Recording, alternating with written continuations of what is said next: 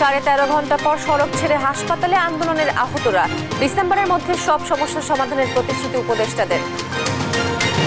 জুলাই অভ্যুত্থানে লুট হওয়া অস্ত্র আন্ডারওয়ার্ল্ডের হাতে, বলছেন গোয়েন্দারা। বেড়েছে অপরাধ, নিয়মিত অভিযানে লাগাম টানার চেষ্টা। জলবায়ু পরিবর্তনের কারণে হুমকিতে সভ্যতা। জলবায়ু শীর্ষ সম্মেলনে ডক্টর ইউনূস টিকে থাকার নতুন সংস্কৃতি গড়ে তোলার আহ্বান। 2 বছরের জন্য শাহজালালের 3rd টার্মিনালের গ্রাউন্ড হ্যান্ডেলিংয়ে যাচ্ছে বিমান। প্রধান উপদেষ্টার কার্যালয়ে চিঠি, সক্ষমতা নিয়ে প্রশ্ন। এবং গর্ভকালীন ডায়াবেটিস নিয়ে নারীদের মাঝে সচেতনতার অভাব, বাড়ছে গর্ভপাতের শঙ্কা। অসচেতনতায় বাড়ছে ডায়াবেটিস রোগী।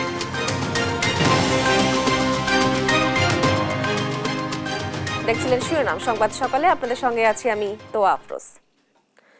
প্রায় 13.5 ঘন্টা পর সড়ক ছেড়ে হাসপাতালে ফিরেছেন জুলাই আগস্ট গণ আন্দোলনে আহতরা। মধ্যরাতে 4 উপদেষ্টা পঙ্গু হাসপাতালের সামনে আন্দোলনরতদের সঙ্গে দেখা করে সব দাবি মেনে নেওয়ার প্রতিশ্রুতি দেন। বৃহস্পতিবার দুপুরে তাদের নিয়ে বৈঠক করে পূর্ণাঙ্গ রূপরেখা তৈরি করা হবে। সে অনুযায়ী ডিসেম্বরের মধ্যে সব সমস্যার সমাধান হবে বলে আশা জানান উপদেষ্টারা। ফজলে আদিত্যের প্রতিবেদন। ছাত্র জনতার অভ্যুত্থানে আহতদের চিকিৎসা ও পুনর্বাসনের দাবিতে বিক্ষুব্ধদের শান্ত করতে বুধবার মধ্যরাতে রাজধানীর পঙ্গু হাসপাতালের সামনে ছুটে যান 4 উপদেষ্টা।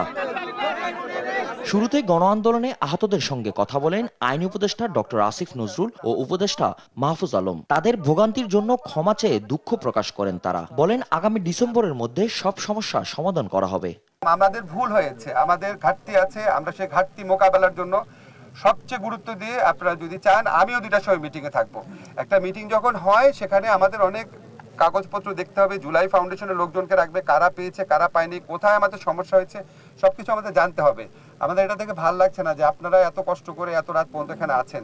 আপনারা হয়তো আমাদের চেয়ে বেশি আহত হয়েছেন, আপনাদের প্রতি আমাদের দায়বদ্ধতা আজীবন। এবং আমরা শুধু এই গভর্নমেন্টের দিক থেকে না, আজীবন এই গভর্নমেন্ট পড়ার পরেও যত লড়াই থাকবে আপনাদের সাথে মিলেই লড়বো। অন্য উপদেষ্টারাও দুর্বলতার কথা স্বীকার করেন। বলেন ছাত্র জনতার অভ্যুত্থানে আহতদের আন্তর্জাতিক মানের সেবা নিশ্চিতে সর্বাত্মক চেষ্টা করছে সরকার। দয়া করে আমাদেরকে ওই পরিবেশটা করে দেন, আমরা যাতে বসে একটা রূপরেখা আগামীকালকেই ঘোষণা করতে পারি এবং সেটা বাস্তবায়নটা ডিসেম্বরের মধ্যে করতে পারি। আপনারা যান, ভিতরে যান। আমরা কালকে যে কথা দিচ্ছি আমরা আমাদের কথা রাখবো।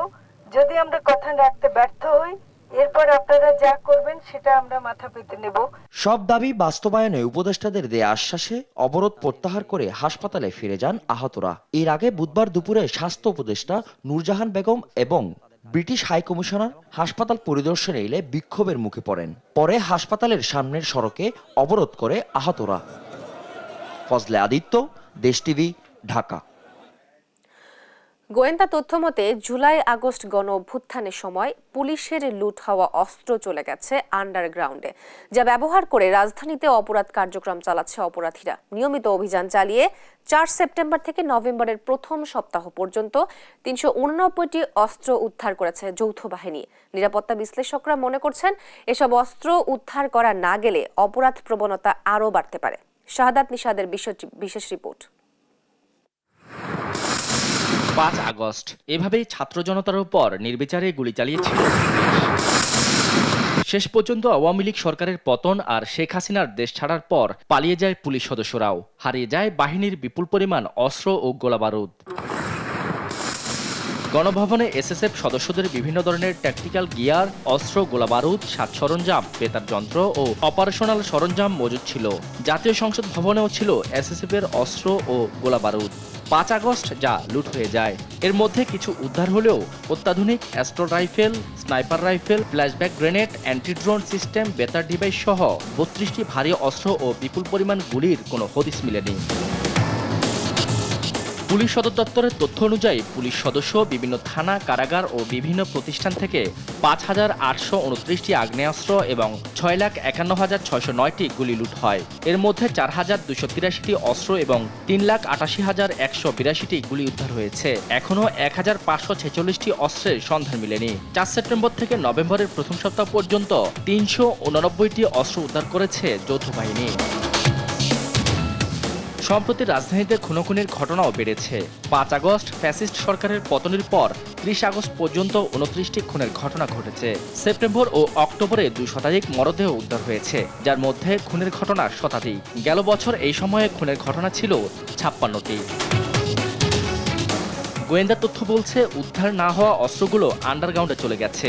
বিশেষ করে মোহাম্মদপুরের জেনেভা ক্যাম্প, পল্লবী, যাত্রাবাড়ি, বাড্ডা, কলাবাগান, হাজারীবাগ, ঢাকা উদ্যান, বসিলা, আদাবর এবং লালবাগের সন্ত্রাসী গোষ্ঠী এসব অস্ত্র সংগ্রহ করেছে। সম্প্রতি মোহাম্মদপুরের জেনেভা ক্যাম্পে ইসরায়েলের তৈরি উজি পিস্তল উদ্ধার তার সত্যতা প্রমাণ করে। এদিকে রাত বাড়ার সঙ্গে সঙ্গে রাজধানীর অলিগলিতে ঘটছে ছিনতাই। অস্ত্র দেখিয়ে মূল্যবান জিনিসপত্র ছিনিয়ে নিচ্ছে অপরাধীরা। ছিনতাইয়ে বাধা দেয়ায় প্রাণহানির ঘটনাও ঘটেছে। গেল 3 মাসে ছিনতাইকারীদের হাতে প্রাণ দিয়েছে 4 জন। লুট হওয়া অস্ত্র উদ্ধারে নিয়মিত অভিযান চলছে বলে জানিয়েছে ঢাকা মহানগর পুলিশ ডিএমপি। অস্ত্র উদ্ধারের জন্য আমরা নিয়মিত অভিযান পরিচালনা করছি। আপনি জানেন, সাম্প্রতিক সময়ে কিছু কিছু এলাকায় বিশেষ কিছু অপরাধ বেড়ে গিয়েছিল। তার প্রেক্ষিতে আমরা সারাশি অভিযান পরিচালনা করেছি। এইসব জায়গা থেকে 2 শতাধিক অপরাধীকে গ্রেফতার করে আইনের আওতায় নিয়ে আসা হয়েছে। নিরাপত্তা বিশ্লেষকরা মনে করছেন, এসব অস্ত্র উদ্ধার করা না গেলে অপরাধের প্রবণতা আরও বাড়তে পারে। রিকভার করা খুবই জরুরি। আমি নিশ্চিত সেনাবাহিনী অন গ্রাউন্ডে আছে, তারা ধীরে ধীরে এগুলা যতদিন পর্যন্ত অস্ত্রগুলো উদ্ধার না হবে ততদিন পর্যন্ত আমরা একটা থ্রেটের মধ্যে থাকবো। একই সঙ্গে যৌথ বাহিনীকে অপরাধ দমনের পাশাপাশি অস্ত্র উদ্ধারে আরও সক্রিয় হওয়ার পরামর্শ দেন তারা। শাহাদাত নিশাদ, দেশ টিভি, ঢাকা।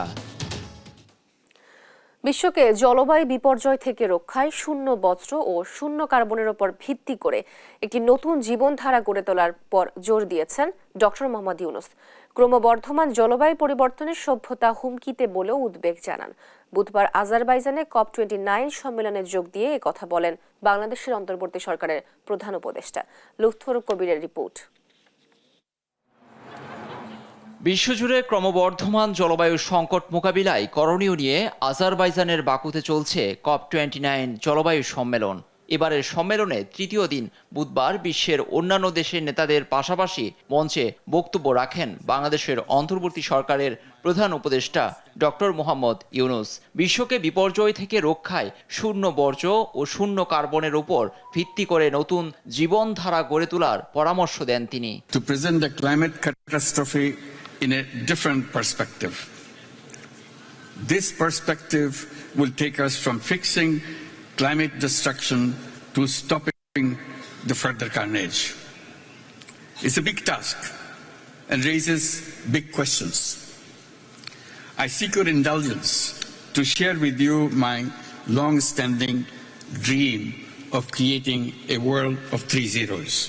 উপস্থিত বিশ্ব নেতাদের সামনে প্রধান উপদেষ্টা বলেন, নতুন সভ্যতা গড়তে প্রয়োজন মেধা, অর্থ এবং যুবশক্তির সমন্বয়। এর মাধ্যমেই সভ্যতার ভিত্তি স্থাপন করা সম্ভব। Our civilization is at a grave risk as we continue to promote self-destructive values. We need to mobilize our intellectual, financial, and youth power to lay the foundation of a new civilization, a self-preserving and self-reinforcing civilization. We, the human inhabitants of this planet, are the cause of the destruction of the planet.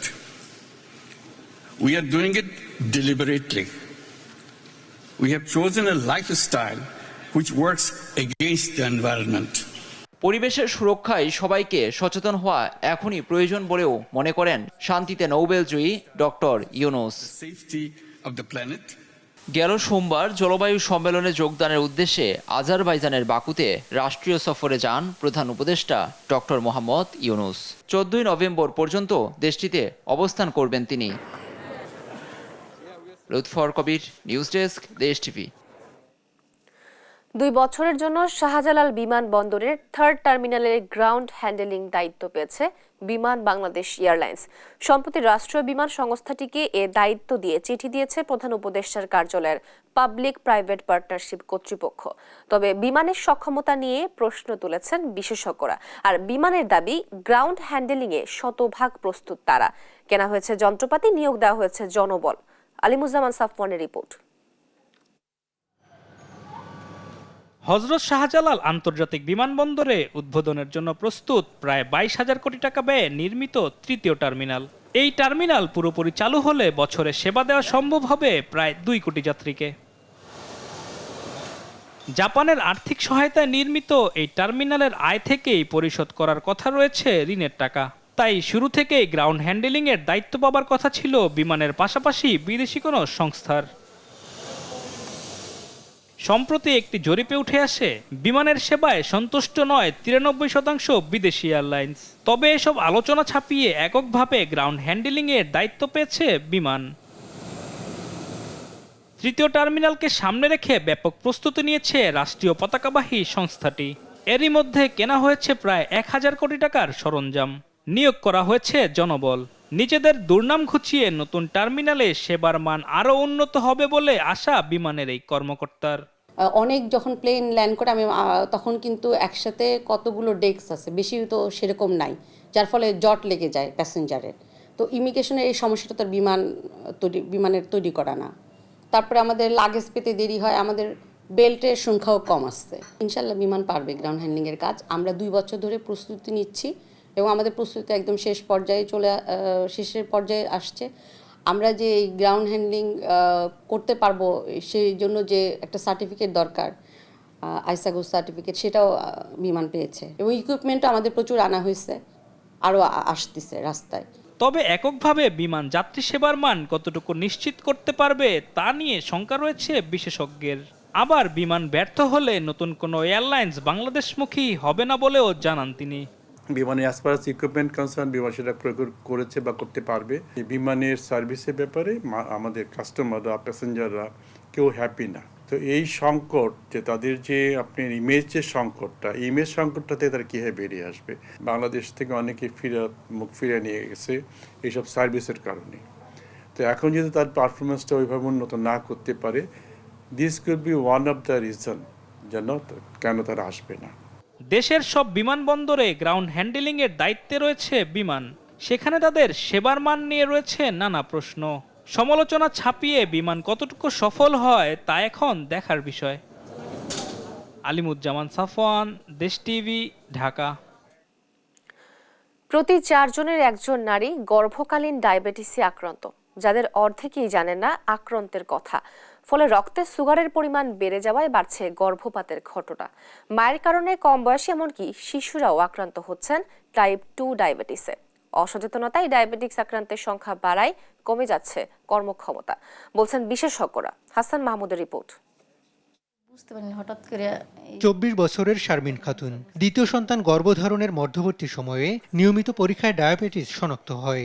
এক পর্যায়ে অনিয়ন্ত্রিত ডায়াবেটিসে গর্ভপাত হয় গেল বছর। আবারও গর্ভধারণের পর শনাক্ত হয় ডায়াবেটিস। আগের থেকেই ব্লাড গেছে, এই 23 রমজানের কালাই ব্লাড গেছে, তাই ওই ব্লাড দেখে আবার গেছিলাম। তাই ওই সময় ওষুধ দিয়েছে, ওর সাথে কোনো কাজ হয়নি। শারমিন আক্তারের মতো স্বাস্থ্যকর্মী নিবেদিতা দাস তৃতীয় ধাপের গর্ভাবস্থায় ডায়াবেটিস শনাক্ত হওয়ায় চিকিৎসকের কাছে এসেছেন। সর্বোচ্চ সতর্কতায়ও বাড়তি শঙ্কা তার মনে। আগে ঝামেলা ছিল না, এখন কনসেপ্ট করার পর থেকে 3rd টার্মিস্টারে এসে ধরা পড়ছে যে জিডিএম, গেস্টেশনাল ডায়াবেটিস।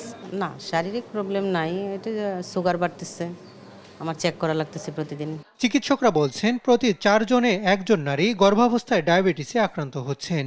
অনিয়ন্ত্রিত ডায়াবেটিসে বিকলাঙ্গ সন্তান জন্মদান, এমনকি গর্ভপাতের ঝুঁকিও বাড়ছে। এমনিতেই ডায়াবেটিস যাদের থাকে তাদের এমনিতেই সতর্ক হতে হয়। বিভিন্ন ধরনের কমপ্লিকেশন হয়। ডায়াবেটিস নিয়ন্ত্রণে না থাকলে অ্যাবর্শন হতে পারে। বাচ্চার যে প্রথম 3 মাস অর্গানোজেনেসিস হয়, অর্থাৎ তার হাত পা তৈরি হয়, ওই সময়টাতে ডায়াবেটিস যদি কন্ট্রোলে না থাকে তাহলে কিন্তু যে কোনো ধরনের অ্যাক্সিডেন্ট, বাচ্চা পরবর্তীতে বিকলাঙ্গও হতে পারে। নারী ডায়াবেটিসে আক্রান্ত হলে সন্তানের টাইপ 2 ডায়াবেটিসের ঝুঁকি তৈরি হচ্ছে। ফলে দীর্ঘমেয়াদে রোগাক্রান্ত প্রজন্ম তৈরি হচ্ছে বলে সতর্ক করছেন বিশেষজ্ঞরা। মায়ের পেটে থাকার সময় রক্তের গ্লুকোজ বেশি ছিল, এদের আজীবন ডায়াবেটিস হওয়ার সম্ভাবনা 40% বেড়ে গিয়েছে।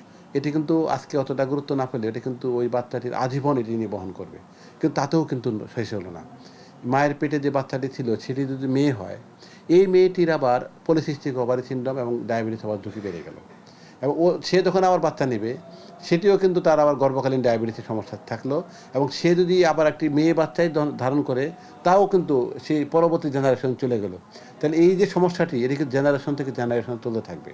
দেশে ডায়াবেটিসে আক্রান্ত অর্ধেক মানুষই জানেন না রোগ সম্পর্কে, অথচ খাদ্যাভ্যাস ও জীবনযাত্রার পরিবর্তনে 50% ডায়াবেটিস প্রতিরোধ সম্ভব।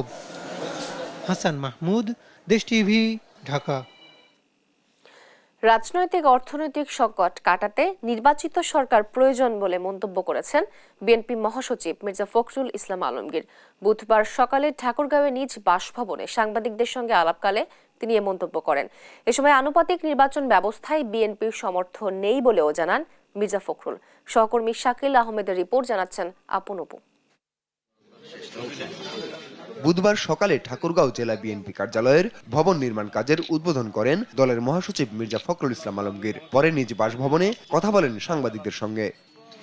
এ সময় মির্জা ফখরুল বলেন, অন্তর্বর্তী সরকারের মূল দায়িত্ব নির্বাচনের জন্য একটি লেভেল প্লেইং ফিল্ড তৈরি করা, যেন সবাই ভোট দিতে পারে। তাদের সবগুলো সংস্কারে হাত দেওয়া আমরা মনে করি যে খুব বেশি প্রয়োজন নাই। সেটা নির্বাচিত যে পার্লামেন্ট আসবে সেই পার্লামেন্ট সেই কাজগুলো করবে। এখানে এই সরকারের মূলত দায়িত্ব হবে ওই নির্বাচনের জন্য একটি আপনার লেভেল প্লেইং ফিল্ড তৈরি করা, এবং সকলে যেন ভোট দিতে পারে এবং সকলে যেন অংশগ্রহণ করতে পারে তার জন্য একটা কাজ তৈরি করা। আর সেই ভোটে রিগিং করার যে ব্যবস্থাগুলো আমলি করে গিয়েছিল সেটাকে নির্মূল করে নিরপেক্ষ লোকজন থেকে নির্বাচন পরিচালনার জায়গায় বসানো। সাংবাদিকদের এক প্রশ্নের জবাবে ফখরুল বলেন, বাংলাদেশের প্রেক্ষাপটে সংখ্যানুপাতিক হারে নির্বাচন সম্ভব নয়, এতে বিএনপির সমর্থন নেই। আমরা রিজেক্ট করেছি, বাংলাদেশের প্রেক্ষাপটে এটা সম্ভব না। ঐক্যবদ্ধ জাতির প্রত্যাশার কথা উল্লেখ করে বিএনপি মহাসচিব বলেন, ফ্যাসিবাদ আওয়ামী লীগ সরকার জাতিকে বিভক্ত করে ফেলেছে। এই বিভক্তি দূর করে একটি ঐক্যবদ্ধ জাতি চায় বিএনপি। নিউজ ডেস্ক, দেশ টিভি। অন্তর্বর্তী সরকার স্বল্পমেয়াদী সংস্কারের কাজ করছে, দীর্ঘমেয়াদী সংস্কার করবে নির্বাচিত সরকার, জানালেন অর্থ উপদেষ্টা ডক্টর সালেহ উদ্দিন আহমেদ। সকালে রাজধানীর আগারগাঁওয়ে PKSF দিবসের অনুষ্ঠানে একথা বলেন তিনি। জানান, জনগণ গালি দিলেও সরকার দায়িত্ব পালন করে যাচ্ছে।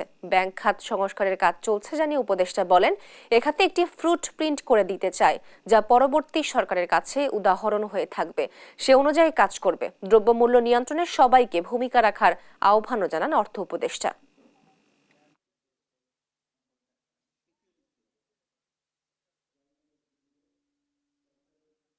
ডিমের দাম কমছে না, পেঁয়াজের দাম কমছে না, অথচ এমপির চেয়ারম্যান সব ডিউটি আমরা কমিয়ে দিলাম, তাই না? দাম কমে না। এখন আমি শহরের কাজে রেখে কি ব্যবসায়ীদের বলবো? আমি কিন্তু ডিমের দোকান বন্ধ করে দিয়েছি সব। অতএব আমি সেটা চিফ অ্যাডভাইজারকে বলে, দেখেন খালি বাণিজ্য মন্ত্রণালয়ের কাজ না, দ্রব্যমূল্য হিসেবে অনেকগুলো ফ্যাক্টর। টাঙ্গাইলের মধুপুর গড় নানা কারণে আজ ধ্বংসের দ্বার প্রান্তে। দখল হতে হতে অনেকটা সংকুচিত হয়ে পড়েছে দেশের তৃতীয় বৃহত্তম এই বন। অভিযোগ রয়েছে বনের শত্রু বন বিভাগের লোকজনই নানা অজুহাতে টাকার বিনিময়ে বনের জমি বিক্রি করেন তারা। অসাধু এসব বন কর্মকর্তার প্রভাবশালীদের রাম রাজত্বে বলি হচ্ছে সাধারণ মানুষ। যে কোনো ঘটনার দায় এসে পড়ছে তাদের উপর। আতিকুর রহমানের তথ্য ও চিত্রে ডেস্ক রিপোর্ট। টাঙ্গাইলের মধুপুর গড় দেশের তৃতীয় বৃহত্তম বন। বর্তমানে দখল ও বনখেকোদের দৌরাত্ম্যে অস্তিত্ব সংকটে। স্থানীয়দের অভিযোগ, বন বিভাগের কিছু কর্মকর্তা টাকার বিনিময়ে বনভূমি বিক্রি এবং বিভিন্ন স্থাপনা নির্মাণে সহযোগিতা করছে। মধুপুরের সাগরদিঘি ইউনিয়নের ফুলমারির চালা মৌজার বনের 1716 একর জমি অবৈধভাবে ফসলাবাদ, ভবন নির্মাণ এবং কারখানার জন্য প্লট আকারে বরাদ্দ দেয়া হচ্ছে। খুঁটি হিসেবে ব্যবহারের জন্য টাকার বিনিময়ে গাছ কাটার সুযোগ করে দেয় বন বিভাগের অসাধু কর্মকর্তারা, যা ভাগাভাগি করেন বনকর্মী থেকে উচ্চ পর্যায়ের কর্মকর্তারা। ফলে তারা এসব অনিয়মের বিরুদ্ধে কোনো ব্যবস্থা নেয় না। এতে সাধারণ মানুষ ও ভূমিহীনরা চরম দুর্ভোগে পড়েছে।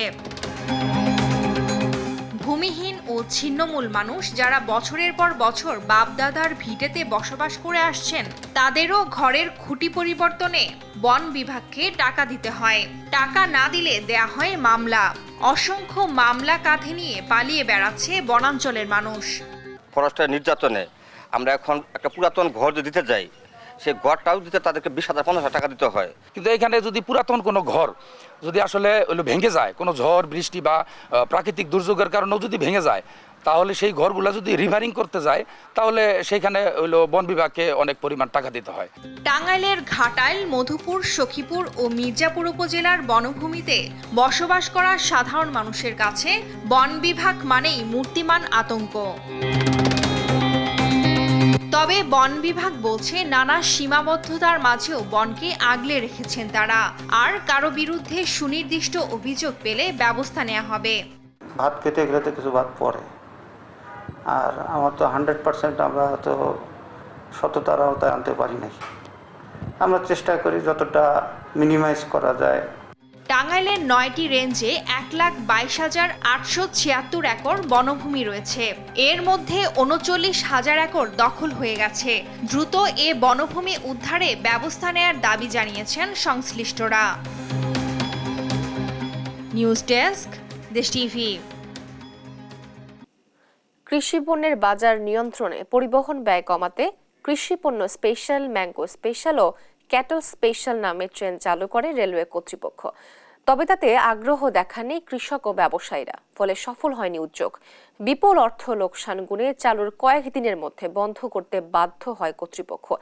এমন উদ্যোগ সফল না হওয়ার জন্য ব্যবস্থাপনায় দুর্বলতা ও সমন্বয়হীনতাকে দায়ী করছেন অর্থনীতিবিদরা। কাজী শাহেদের প্রতিবেদন। সফলতার মুখ দেখেনি দেশে কৃষিপণ্য পরিবহনে রেলওয়ের উদ্যোগ। প্রত্যাশিত কৃষিপণ্য না পেয়ে এবং ব্যবসায়ীদের অনাগ্রহে রেলের এমন বিশেষ উদ্যোগ মুখ থুবড়ে পড়ে বারবার।